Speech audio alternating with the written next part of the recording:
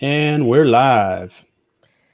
I am very, very excited for you guys to meet the guests that we have on today. And Bill, you've heard me talk about them probably multiple times. I know you have, because we have tried to, in the past, a couple of times, connect with them, could shoot a story with them. And for one reason or another, it just never worked out. There were issues on either our end or their end that couldn't work out. But we got you guys today, Curtis and Cynthia Wood with BeeMortgageapp. And I'm really so excited you guys are here today. I haven't heard an update in so long since I stumbled across you on Twitter. And when I first saw what you guys were doing with blockchain and mortgages, I knew that in a couple of years, when people are ready to deliver actual blockchain services to people, that you guys were going to be one of the first ones out there harnessing this technology. So Curtis and Cynthia Wood, welcome to our humble show. Thank you for having us. Welcome, guys. We're excited. Yeah. And I like your Emmys, Elsa, right back there. That's nice. Those are That's cool. all I got, man. That's two more than I now, have. So a couple of nominations, but I actually was able to snag a few. So thankfully, Super very cool. thankful for that. Cool. So you guys, the backstories with Curtis and Cynthia Wood. If you're on Twitter, you know that there, or you may not know, there's a very big crypto Twitter presence. So when I left television news, I was already really deeply entrenched in Twitter because it's a very good tool for journalists to get breaking news and communicate directly with verified sources. So it was a good, easy transition for me to move over from the sources I was using for work in TV and move over to crypto Twitter and kind of slowly gain my knowledge and base of people that I watched. And BeeMortgageapp was one of the first ones, excuse me, that I saw about a year and a half ago. Would you guys say maybe? I think, yeah. I thought this is going to be something. You, I noticed at one of the same times with Lolly. Our kids are going nuts in the background, so you'll have to excuse us.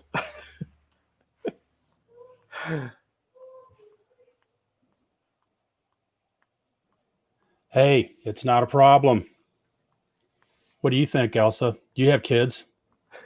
I think we lost Elsa. We lost the ladies in this interview. So why don't you tell me then? Elsa seems to have fallen off the feed here. So why don't you tell me? I'll Curtis, pick right up where Elsa left off. Yeah, pick up where she left off. Let's keep this train rolling. Yeah, so we connected on crypto Twitter, and she actually connected with our co-founder and CMO, Kristen. And they hit it off, and then we just all got together. And Elsa's been in media for the longest time, and we shared our story with her. We're an extremely small project. We bootstrapped for almost 2 years before we had any capital infusion, before we went through a successful raise. But Elsa's been one of our biggest cheerleaders. She lent her voice, did some very brief voiceover work for us for our raise video. And we had a bunch of people tell us, all right, she's back. Welcome back. Had a bunch of people tell us how good quality the video was, and they also commented on her voice. They wanted to know which team member it was. So we had to make her an honorary B team member. Wow. Yeah. Yep. Yeah, I don't think she's accustomed to being on the B team. She's usually, I think, on the A team, but. Oh yeah. Yeah, that's true. Now I have your I've just put up your names on our screen here for the stream, and it's beemortgageapp.com, right? Yeah, that's right. I want to make sure I got that right. So, and you guys are an app for mortgage, mobile, sort of like kind of like the Rocket Mortgage of blockchain, maybe. So it's more like Robin. It's if you think of Robinhood app for mortgages running on blockchain. Yeah, that's a better characterization of it, because we've got a generation full of millennials who love apps. 90% of their time spent on their smartphone is spent within an app, and they're buying cars in an app through Carvana. Many car dealerships have an app now. They don't even test drive them. They just download the app, look at it, and buy it. They buy stocks through Robinhood. Yeah, Isn't that crazy? I still can't wrap my head around it, but I'd never buy a car without test driving it. yeah. But they buy stocks through Robinhood. They bank on Chime. So this generation is an app-driven generation, and so my background is in mortgages, and then before that, I worked for a mobile app development company that did very big white label development for Neiman Marcus, the Home Depot contractor app, Great American Cookie, stuff like that, Moe's Southwest Grill. So this is really just a marriage of what I was doing, for the past 6 years. And Rocket kind of kicked it off, but Rocket didn't really change anything. We know that because the customer complaints are still the same. And we also know that because you didn't see all these other lenders like Wells Fargo, B of A, you didn't see the competitors rush to market with their own mobile app after Rocket Mortgage hit the scene. So it's really more of an advertising campaign, and it's simply because decades of technology is built to be human centric. It's built and designed for a human loan officer to sit there and manage the data, validate data, clear milestones, so on and so forth. So what we're doing intimidate you is, yeah, For sure. They don't necessarily want you to have the lowest rate. That's how the LO gets paid, and the lender gets paid on the BIP, so on and so forth. But they'll give you the lowest rate if it means they get your business. But yeah, so what we're doing is, instead of building on current technology, we're taking a holistic approach. We're using blockchain. There is some AI for optical imaging, data analysis, that sort of thing, for like bank statements, stuff like that. And we're putting it all into a mobile mortgage. So the part that, I know that you're really emphasizing that this is built on blockchain. And so that to me sounds like at some point is there going to have to be like a massive influx of records and data that are added to a blockchain so that this really can work? Or is it just such a nascent stage that you're really not leveraging it yet? No, we are leveraging it on 3 different points, and these are 3 simple data points, and they're the core components of the credit approval process, which is the only thing the lender controls. It doesn't control property value, clear title, or taxes. That's up to the county. So when you submit a loan application, they pull your credit, and whatever your credit score is, that's what they have to use. Okay, if it's 720, that's it. There's no gray area though. Same thing with W-2 income and also assets. What they verify in your bank, if you've got 20,000, that's all you have to qualify. So we're simply taking the first blockchain integration is using those 3 data sets and merging them into a larger automation architecture, but having the blockchain validate those 3 data sets. Number one, we can't change them. It's either a yes or a no. And that's what the blockchain is really good at. Blockchain is not yet good at cognitive reasoning, which there's a lot of the various parts of lending, especially with a self-employed borrower, where there are gray areas. But blockchain is just it's either a 1 or a 0, very simple, straightforward code. It's a yes or a no. So that's what we're using blockchain for, is to validate those 3 data sets for. We're going to scale onto it from there, but just automating the credit approval process, this is going to allow us to increase loan production up to 3 times. We'll get our acquisition costs down to around $2,700 per file, whereas the average lender, according to the NBA, sits at around $7,000 to $8,000. So our margins are going to be much higher on that very simple blockchain usage. Yeah, and so that data does this data that you would be accessing, is it already on a blockchain? Or are you just going to the we're using the blockchain. Equifaxes of the world at this point? More specifically, what we're using is a smart contract, and we're using the data that we're getting in the smart contract to basically self-execute itself. It's either yes or a no to these answers. And if it's a yes on all 3 checkpoints, that smart contract is going to automatically execute on its own. Yeah, we're still pulling the data, like you said, from the experience of the world. Mm-hmm. That's we have to. In fact, I was on the front lines as a loan officer whenever blockchain became the buzzword, and there were some crypto projects that were specifically for mortgages, but upon researching them, and they're all dead now. But upon researching them, I very quickly realized they were asking the wrong question. They were building a tech stack around the question of how do we originate a blockchain mortgage?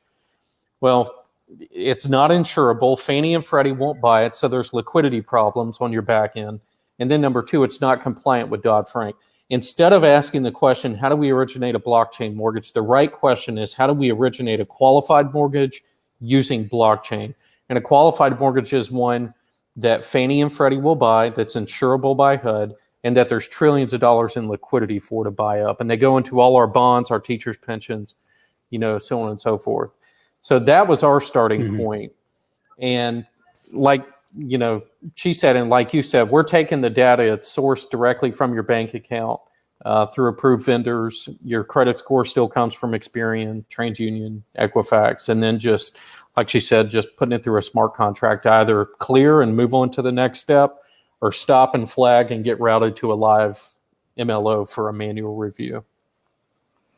Hey guys, Okay. I'm sorry for the interruption of my internet, but I think we've tackled the problem and I'm back. So I'm sorry I missed a little bit of the conversation here, but I heard you kind of allude to something that I've heard maybe from a little bit from other blockchain companies, Curtis, in that maybe at some point in the future, right now, blockchain is a big buzzword and, people are talking about it and they're, finding out about it.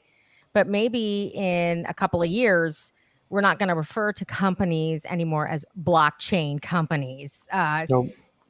Is that the sentiment you're getting? Because that's kind of what I'm getting from some of the other companies too that are building products on blockchain. And why is that? Yeah.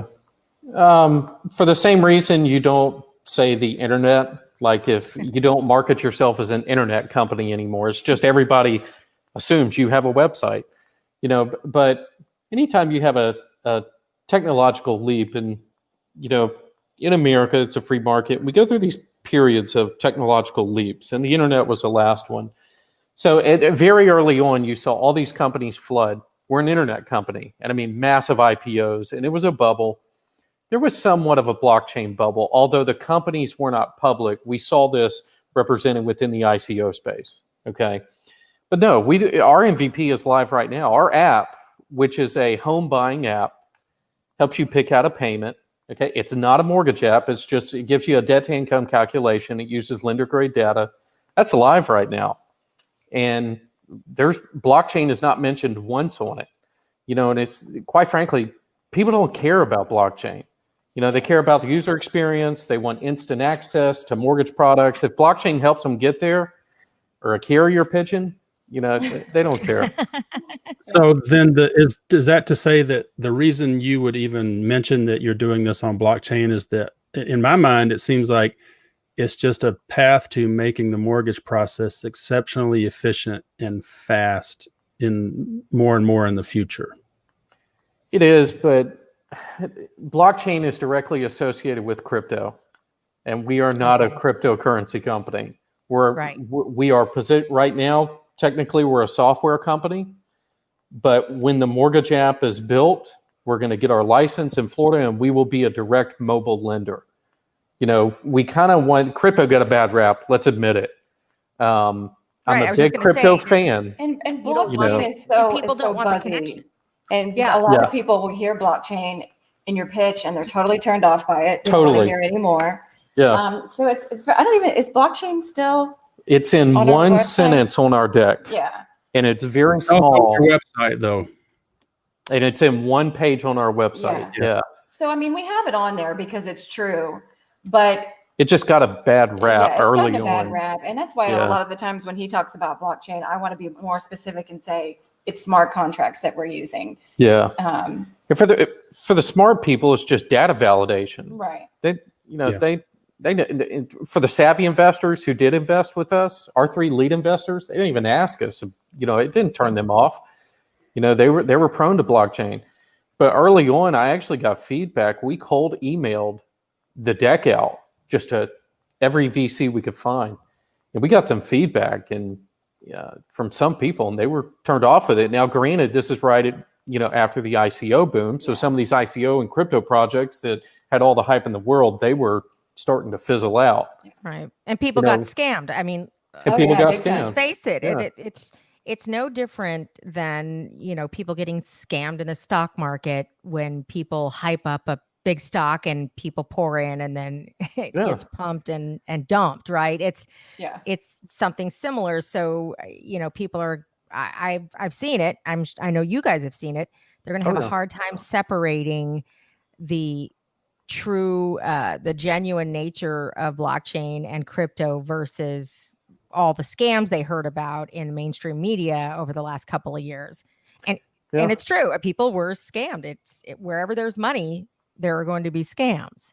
Well, I'll tell you this. This too happened with early internet stocks, that a majority of those are just out of business. If you take into account 90% of Silicon Valley, the best backed companies in the world, 90% of those fail. That kind of puts some context around it. But, we when we entered the space, we did an equity crowdfunding, and if you look back on it, yes, there are scams, but the people, the companies with legit ideas, a good team, and staying power, they stick around. Not every company out of the early internet boom is gone. Amazon's still here. Right. There's a handful of others, so we did our fundraising, not through an ICO, but through an equity crowdfund. We have a duty to our shareholders, to the SEC. I mean, they own equity in our company. So I'll tell you, if we had to do it again, we would not have in any way positioned ourselves as a crypto company. Number one, because we're not, but then just number two, because we took some hits just being associated with it, and we don't have a crypto, right. So, but you also you used Fundopolis for your crowdfund, right? Mm-hmm. Yep. Now they have somewhat of a crypto association, even though they don't always use they don't always fund they don't use a cryptocurrency, but their back end runs on blockchain, I believe. Yeah, so we can't speak on specifics for them, okay? But it is an equity crowdfund. My understanding of it is that the shares are recorded in some way on blockchain. It is not a token. It's not an STO. It is a bona fide SEC-approved equity crowdfund, just like WeFunder, Start Engine. And we were their biggest raise. It was the first time we raised capital. Our pre-seed round, $5.3 million post-money. And we're thankful for them. We got lucky. We got rejected by Start Engine. A bunch of people turned us down. They took a chance on us. We got out there, Cynthia and I both. We've taken more meetings, done more dinners with investors, and we hustled and got it done. There's been no easy day, but there's no excuses, Right. But I think you said from the internet days that there were scams back then too, and the cream always rises to the top. Yep. So that's what we're going to see here, and that's what we're seeing here, and hopefully that's what Bill and I are trying to do initially with the show that we were shooting. Now we can't travel anywhere at the moment, but at least now through the podcast is to show people that the cream is starting to rise to the top, and this isn't something to be intimidated by, but maybe hopeful about in this technology. So we're trying to acknowledge the people who were hurt and scammed and everything else in the early days of this, but now we're seeing real world products like yours. Mm-hmm. And so we're trying to make that connection for people that you're right, in a few years nobody's going to care if it's blockchain or not. It just is, like the internet just is. But I do like people to understand why it's important that the technology is used in this way, so we can start clearing out some of the stuff that had happened in the past and move forward with finding out some of these products can actually really help us more than probably anything we've seen in the past as a society. Yeah. And I you mean, guys, like we were saying, there has been a lot of scams, and I think most of those have kind of fallen by the wayside at this point. It's been a couple years now, and we've seen them all come and go. And those of us that are still here, that are still working, are the legit ones. And like Curtis said, we have an app that's out. We're still working. We're still building. We got a lot of slack, in the beginning for being blockchain when it was buzzy, but we're still here. We're still working. And I think most of us, we've seen the ones that were scams fall away. And those of us that are still here are the ones that end up making it. We released a live app, and we're actually in revenue on less than 200 grand. Now, primarily because of Cynthia and the rest of our team. I'm our weakest link. So our team, Matt Offers, Kristen, Holly, Jeremy, Cynthia, they kicked ass, just totally. I mean, we did a majority of the work ourselves. We did have software engineers come in to do the hardcore coding work. Cynthia did some of the coding at some point, but you have some projects who've raised millions of dollars. They haven't even released a product yet. Yeah. Right. We raised 300. We have over 100 grand in the bank, and we have a live product and have a major bank partnership with Florida Capital Bank. They're our customer. So the cream is here. It's already at the top. Some of the other companies, they're just dead. They're stagnant. Right. I mean, I don't know if I missed this in the few minutes that I lost my internet connection with you guys, but if Bill covered this, I apologize. But what made you guys make the transition to this space? Because everybody always has a story, right? Everybody has a story of how they ended up here. We're all here. When Curtis came home and told me that he quit his job, his mortgage job, and there was no conversation about it. But I'll let you tell the story. It really started with Curtis and his mortgage experience and what he was seeing on the front lines. And do you want to hear the story about how our car broke down? And then somebody stole my bike. So we were walking to the grocery store for 8 kids every day. And I was walking a mile to you want to hear that one? Or do you want to hear like the story of the car getting repoed? Oh my God. Yeah. Well, I want to hear about when she kicked you out of the house. Yeah, when you came. What's the story about when she kicked you out of the house for quitting your job? Yeah, when he quit his cush mortgage job and came home and told me that we were going to do this and blockchain was going to change the world. I think he actually, didn't you tweet a copy of the letter that you wrote to your boss? Yeah, so there's, when I read some research by Price Waterhouse, Moody's, NASDAQ, some very reputable analytics, firms, whatever you call them. And it talked about the benefits of blockchain for the mortgage industry. And I was on the front lines as a loan officer.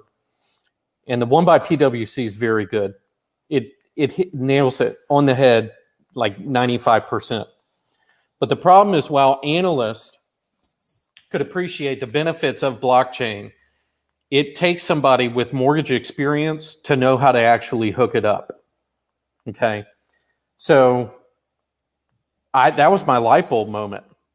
I mean, that was the one, because it absolutely replaces the need for a human loan officer or processor to review, validate, or clear data. So if I am no longer needed as a loan officer, we have the base technology, the foundational technology for a real mobile mortgage. And about a year prior to that moment, the entire industry had held their breath as Quicken rolled out Rocket Mortgage.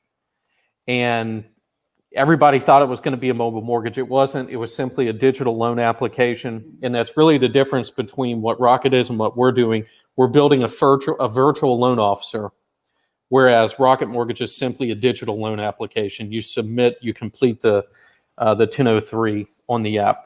We're building a virtual loan officer that's going to run exactly the way a human loan officer does. And I'm not a tech guy. I don't code. I couldn't code to save my life. Cynthia has to connect me to Wi-Fi. And that would be Wi-Fi. But I also By the don't. way, honey, it's Wi-Fi. She had that look on her face like, oh, Yeah, I know. yeah. I said that for her. Yeah, he does it on purpose. I'm also not an electrician, but I understand how light works. And that was the same when I saw blockchain. I just instantly got it. And he wrote this really nice resignation letter to his boss. I think he tweeted it a couple years ago, and it's very nice and wonderful. And he came home and told me what we were going to do, and we years later, and all of our savings dumped into this app, and lots of trials. And when she released her hands from my neck and I regained consciousness, we both thought it was a really good idea. but it was worth it now. It was worth it. Well, yes, but it was no easy road, obviously, because I want to hear some of the other stories too. But you guys have encountered a lot of other people in this space who had that aha moment, right? And that was the day that it all changed suddenly. I had that very same experience. You guys, there's so many people. That story in and of itself is not unique anymore, at least in this space, because all of us have had that moment where we instantly saw it and said, man, I got to do this. And I think the biggest difference is there's a lot of people that have these great ideas like he did with Bee. It's like fun and you're like, oh, this is going to be such an adventure and you're going to do it. You're going to put in the hard work. And then when it starts to get really hard, like your car repossessed hard and your lights getting shut off hard, like that's when people usually just give up and go back to your 9-to-5. And so we really had to bust ass. We put ourselves in a position to where there was no turning back. And we knew that, number one, it wasn't going to be easy, but if we had an off ramp or if we were just doing this part-time, we weren't going to see the results we wanted. And the grind knows how much work you've put into it. The only easy day was yesterday, so bring on tomorrow. That's really our mantra. And that's from David Goggins, ex-Navy SEAL. Guys, incredible. I read the book. But there's no excuses. The only excuse is you stopping. I could go back to the bank. I could pretty much go to any mortgage company I wanted to and still can. But we wouldn't be here without it. And honestly, our goal is to take the company public. We like the idea of, the stakeholder capitalism, which means that you leave this place a little better than you found it, along with going public through a big IPO and us moving to some island somewhere. But that's the whole idea is, just to make home ownership a little more affordable. And I'm hearing Elsa's voice at the beginning of our video. Oh, that's so you got, yes. Oh, okay. So that's how, but this is why I love this relationship and Twitter and how we connected, because we all had the aha moment. But then when I saw what you guys were doing, I knew in my heart, I knew right away, even though I didn't know very much about this space, I just had that same feeling I did when the day I learned about blockchain and Bitcoin and everything associated with it. That same day, I had that same feeling. I knew you guys were going to do it. So I wanted to, I stuck on you because I really wanted to see where you guys went. I mean, truly following a story from beginning to end. Well, there is no end, but from beginning and on. And I was really honored that you guys asked to have my voice in your videos. So that was a big honor because I really believed in you guys and I wanted to see what you did. So yeah, that is me. Just promise me one day you'll invite us to the island so we can shoot a story. Absolutely. And see how you guys are doing 10 years from now. But the road is not easy. I share some of that and some of those struggles with you too. I left, as you guys know, I left TV news, kind of a cush job, and I've been doing it for over 20 years and said I got to leave and focus, parlaying my, at least what talents I have, and use that in covering this space. Curtis, you did the same thing. You used your talents in the mortgage business and moved it over to this space. And, there's a lot of struggle that comes along with it. I'm sure you heard from family. What are you doing? What do you mean Curtis quit his job? What do you mean? You guys have kids to feed. You guys have a mortgage. We still hear it. Yeah. Oh, I do too. And it's been 2 years. I'm still hearing it. So I'm sure along the way, I know it hasn't been easy. But in the end, people think, they see you and they think it was easy. I mean, what were some of the toughest times for you guys leading up to this point? Because you can see the light at the end of the tunnel now. Nothing of any significance is earned easily. Just life rewards hard work. No matter what the sacrifice is for, life rewards hard work. So I'll let you answer your question. We've been through a lot. I mean, because it took us, how long was it before we started and ended our fundraiser from when we started in the beginning? It was like a year. So a year and a half before we had our first capital infusion. So we went a year and a half with zero funding, which means we went through our savings quickly. I met with 100% of our savings. I met with an angel investor in Marco Island.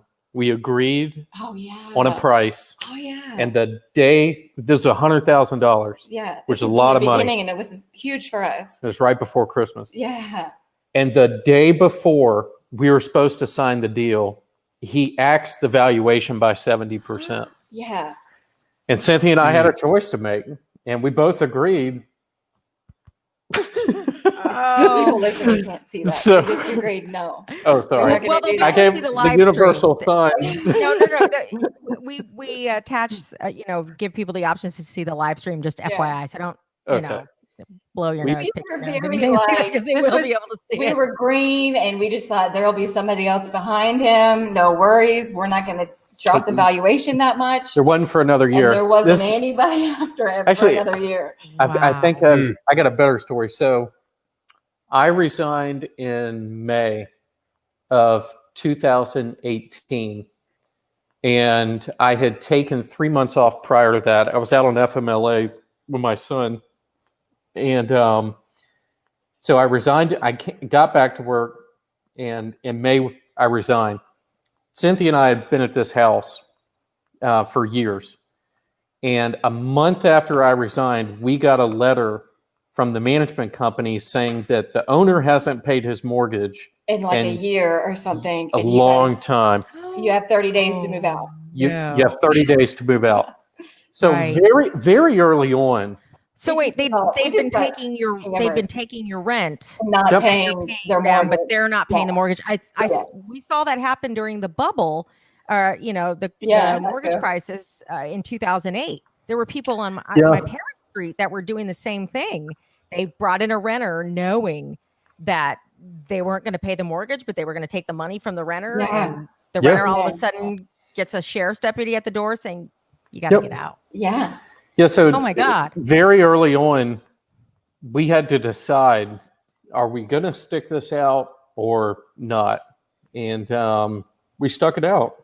And It's just many stories just like that. many, many Just stories. all over these things. Yeah. But the walking to the grocery store every day is, That was bad.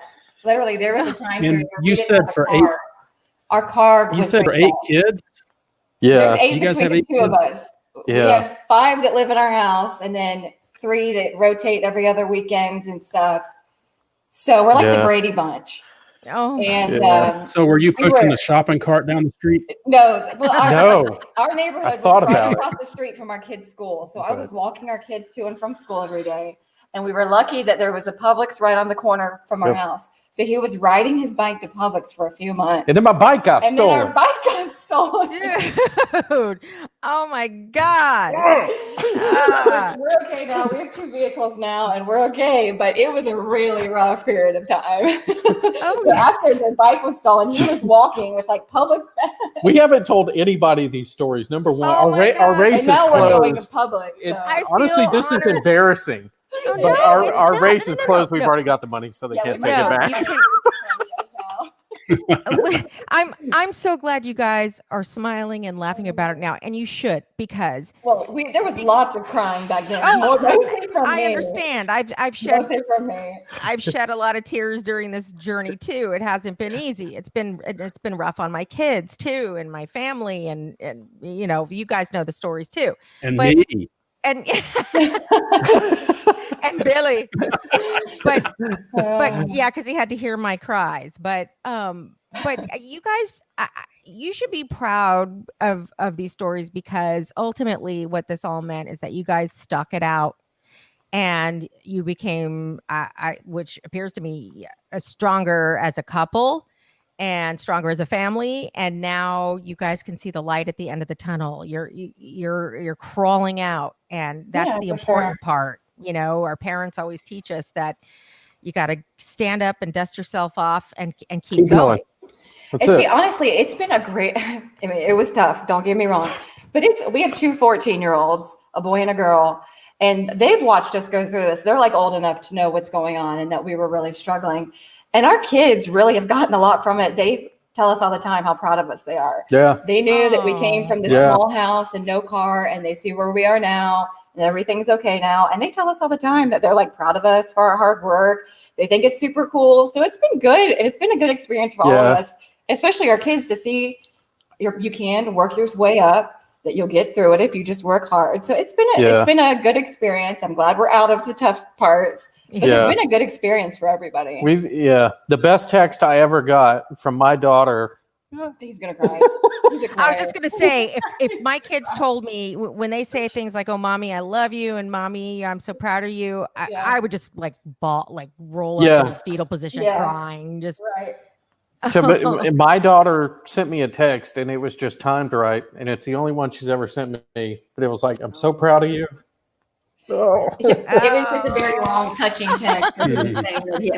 She was saying, let me switch cameras. I'll switch it back to Elsa. how proud she was of him and how hard he worked. And so it was just really sweet. And it's cool that our kids got to kind of go through it with us and see it. Well, I'm sorry, Bill. I just feel like, it helps build character for them too, and see, you worry about, and I get those same feelings too. You stress and the anxiety of having the kids feel the insecurity at the time, and you wonder how that's going to affect them. And it's hard. You feel terrible and you feel guilty, but when they do that, you just burst into tears and realize it really was all worth it. And now forever, they're going to be proud of you guys. Yeah. Especially when they're living on that island. Yeah. Right. That's right. They better have jobs. We always tell them, you guys gotta work too. Yeah. We worked our way up from the bottom with this. There's no free lunch. Yeah. Right. So real quick, I've got, being the geek of the bunch over here, back to your project for a second. Yeah. So you're using your blockchain part with a smart contract on what blockchain, what platform are you on? I think we decided smart contract. We were going back between either Stellar and Ethereum, and the developers that we're using, I think, are leaning more towards Ethereum right now. Yeah, we have the first build, the first 5 sprints don't have any blockchain build in them. It's all just legacy applications. After that, we're starting to build on the smart contract part. And we were big Ethereum fans, but Casper was being rolled out, and then Ethereum 2. Stellar is already fast. It's very robust. And that's what we don't have to make a decision right now, but I mean, that's if we had to. Well, I think so. To me, I guess I think the way you've described it and just now kind of strikes me as it doesn't really matter as long as it works, sort of thing. Like you said, you didn't build blockchain into your platform. It's just it's kind of like an oracle to your platform, right? Yeah, correct. Absolutely. Yeah, 90 on the first blockchain implementation, 99% of it is still legacy coding. I'll say 95. 95? Yeah. Okay. And then 5% of it is going to be that smart contract portion. Yeah. And then and that's on the first build. When do you think you'll be on? We're not at a place right now where blockchain is mature enough to. Yeah, and there's not only that, we couldn't originate mortgage, even if it was compliant with Dodd-Frank. We couldn't stick it in a smart contract now as it is. The technology is not advanced enough. Yeah. So we're utilizing current technology that works really well, and all we're simply doing is replacing the human data validation step with a smart contract. Which is your loan officer. So basically what you used to do, we're replacing the loan officer with a smart contract right now. Yes. So that makes me ask the question, because this is a show called So What About Crypto. Why not? I mean, do you even have to have blockchain for any of that? For the smart contract. For the smart contract, because they're yes. self-executing. Yeah. The terms of either yes or no are already built into the contract. For smart contracts, yes, that aspect. It ultimately comes down to our acceptance of risk as a lender. And I'm a big believer in public blockchains. They're out there, totally unbiased. And the same thing applies here. We could set up, 13 nodes ourselves, and just run a blockchain. But our long-term goal is to, as blockchain technology matures, is to continue to build the pieces of loan origination into the smart contract. And if we do that, we're going to need a very robust network, not something we can manage ourselves, nor would I want it to be private. That's not a risk tolerance, I'd be willing to accept, or that HUD or Fannie and Freddie would be willing to accept. Public. You want it to be public. Public. Yeah. So speaking of that, sounds like a smart approach for sure. But speaking of those companies, what do you think the future is like for those companies now that you're doing what you're doing and they're continuing kind of along the same way they've always operated? What's the future of Fannie and Freddie? Yeah. Or I guess any mortgage company. Or any mortgage, any company that's dealing in the way that it's always been done versus what you guys are doing now. Yeah. So number one, humans. With humans. Number one, you have decades of technology that current lenders use to originate a loan. Decades of technology is built for a human being to manage the data, validate it, and clear it. That's all they do. So, in that aspect, number one, the reason why we don't have a mobile mortgage is because lenders don't trust a computer program to do a human's job. They could automate all of loan origination if they wanted to, but they don't, because they don't trust it because of the risk, profile of mortgage lending. And you also need a human being with an MLO license to quote a rate or negotiate loan terms. I mean, there's some hardcore regulations in place. The future, lenders right now are pushing for a repeal of Dodd-Frank. And as big of a free markets guy as I am, I think that's the wrong approach. Dodd-Frank did a lot of good. It did a lot of bad, but it did a lot of good in rooting out some of the crap, the subprime loans. It stiffened the penalties for mortgage fraud, $1 million fine, 30 years in prison. And you saw at the peak in 2007, subprime loans made up about 20% of all mortgages. Now that's less than 10. So it also did away with stated loans. So it did a lot of good. But are you going, babe? Yes, I didn't mean to interrupt. Keep going. That's okay. Fannie and Freddie have to adopt new technology. They're getting a lot of pressure from mortgage lenders themselves to either allow new technology like e-notaries.